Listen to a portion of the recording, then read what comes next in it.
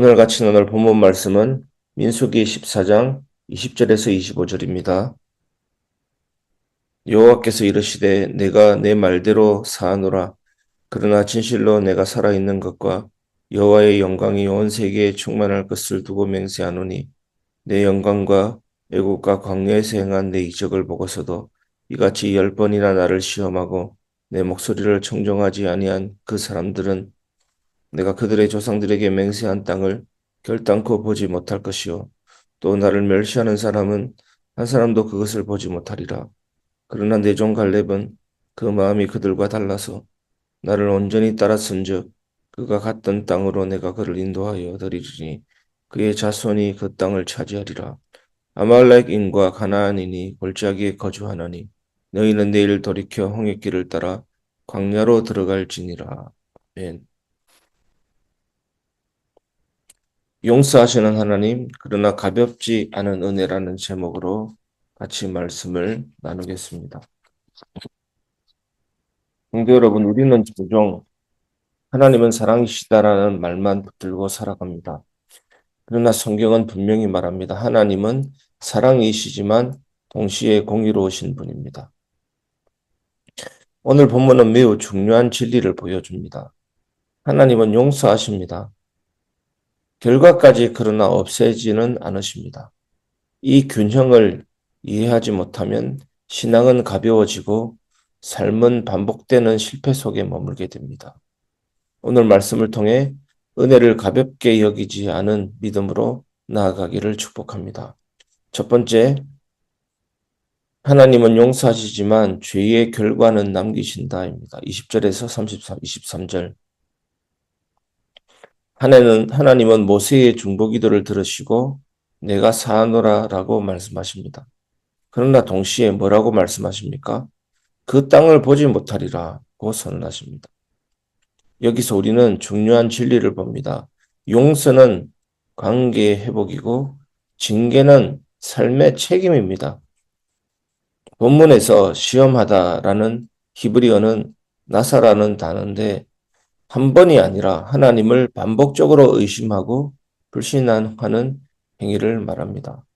10번이라는 히브리어는 에세르페아밈이라는 단어인데 정확한 숫자라기보다 이것도 역시 계속해서라는 반복성을 강조하는 표현입니다. 즉 이스라엘 백성은 한 번의 실수가 아니라 지속적으로 하나님을 거부해 왔습니다. 이것이 죄입니다. 죄의 특징은 고의성, 일부러, 의도적으로. 바리새인의 모습을 보면 합니다. 바리새인들이 어쩌다가 한번 예수님을 대적했습니까? 사사건건이 의도적으로 고의적으로 예수님을 대적합니다. 귀신의 왕의 힘을 힘입어서 귀신을 쫓아낸다는 등등 성령의 사역 하나님의 일 예수 그리스도의 신성을 끝없이 부인해 왔습니다. 오늘 본문의 죄가 바로 그런 죄입니다. 다윗도 바세바 사건 이후 용서를 받았지만 사무엘하 12장 그 과정에 고통은 계속됩니다. 그래서 음행하는 목회자들 보면 이 부분을 가지고 다윗도 바세바 이후에 용서받았지 않느냐 하는데 그 과정의 고통은 계속됩니다. 관계는 회복될지 모르나 하나님은 용서하시지만 죄의 영향은 사라지지 않습니다. 성도 여러분, 그래서 회개했으니 괜찮다는 가벼운 신앙은 버려야 합니다. 하나님은 관계는 회복하시지만 우리의 삶을 책임 있게 이끌어 가십니다. 그러므로 우리는 죄를 가볍게 여기지 말고 거룩함을 붙들어야 합니다. 이제 하나님은 심판 속에서도 은혜의 기준을 보여줍니다. 두 번째, 하나님은 믿음의 사람을 반드시 구별하신다. 24절. 오직 내 종 갈렙은 다른 영이 그 속에 있어. 그 다른 영이 누구겠습니까? 성령님이시죠. 여기서 다른 영, 루하흐, 아헤렛은 단순한 성격 차이가 아니라 믿음의 태도, 하나님을 향한 중심을 의미합니다. 하나님을 향한 태도, 중심을 붙잡는 분이 성령님이십니다. 그러니까 같은 상황을 보고도 다른 결론을 내리는 사람입니다.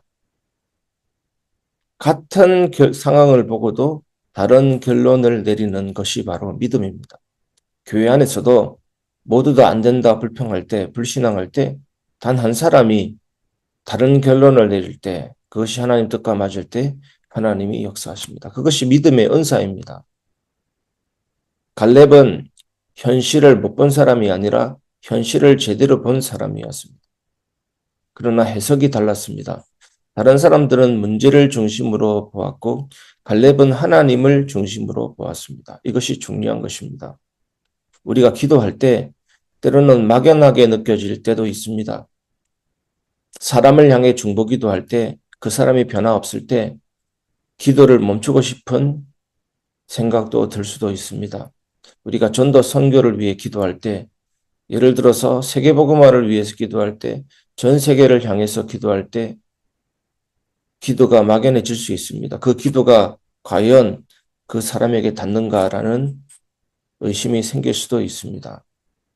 그것이 해석을 보고 해석을 했지만 내 생각으로 해석을 하고 있는 경우를 할 수 있겠습니다.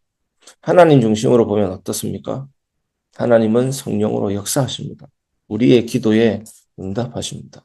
눈에 보이지 않지만 존재부터 근원부터 건드리는 것입니다. 그래서 우리가 유지해야 될 상황은 데살로니가전서 5장 16절에서 18절입니다. 항상 우리는 기뻐하고 쉬지 말고 기도하고 범사에 감사하고 이것이 그리스도 예수 안에서 하나님의 뜻입니다. 하나님 중심으로 봐야 될 줄 믿습니다.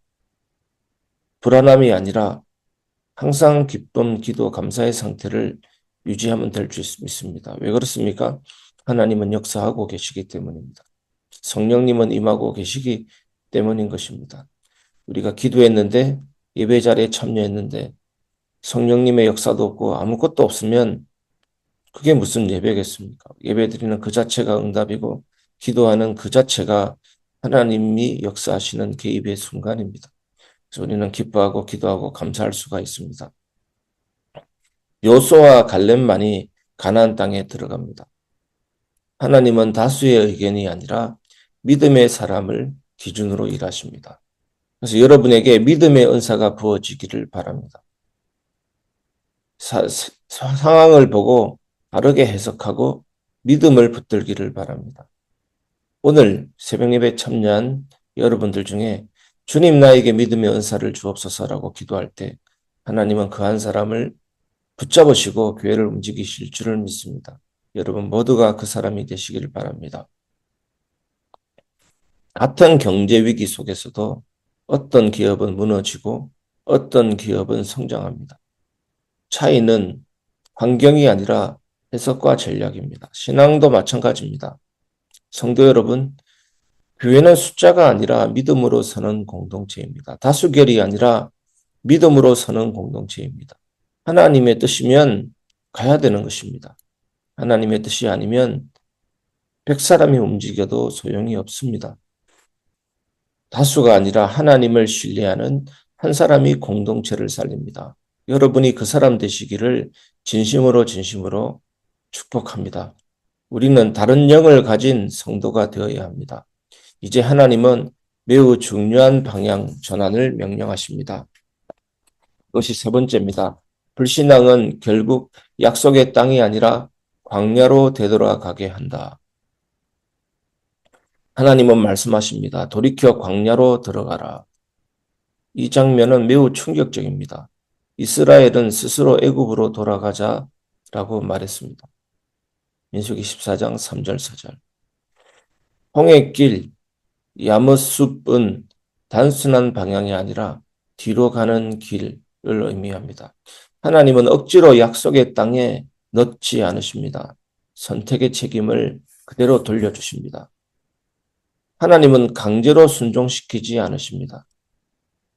불신앙의 선택은 결국 약속이 아니라 광야를 선택하는 것입니다.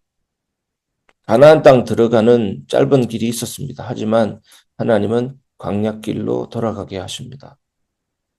탕자의 비유 누가복음 15장에서도 아버지는 아들을 붙잡지 않습니다.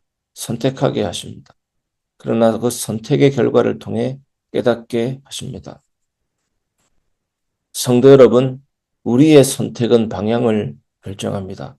믿음의 선택은 약속의 땅으로, 불신앙의 선택은 광야로 가게 됩니다. 빙 둘러서 가게 되는 것이죠. 시간이 오래 걸리는 것이죠. 하나님은 오늘도 우리에게 묻고 계십니다. 어디로 가겠느냐? 여러분 어디로 가겠습니까? 말씀을 마무리하겠습니다. 은혜를 가볍게 여기지 말고 믿음으로 선택하라입니다. 성도 여러분, 오늘 본문에 보니까 하나님은 용서하는 분이십니다.